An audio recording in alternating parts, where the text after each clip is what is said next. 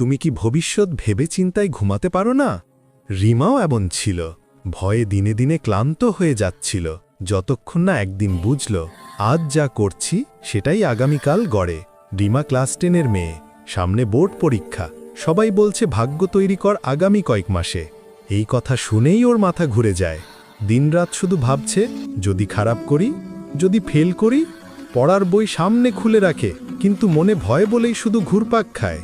একদিন রাতে রিমার দাদি বললেন, তুই চাঁদটা দেখ, ও শুধু আজকে জ্বলে, কাল নিয়ে ভাবে না।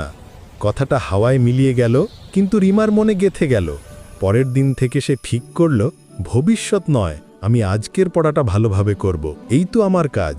একটা পৃষ্ঠা, তারপর আরেকটা, এভাবেই ভয়টা কমতে থাকল।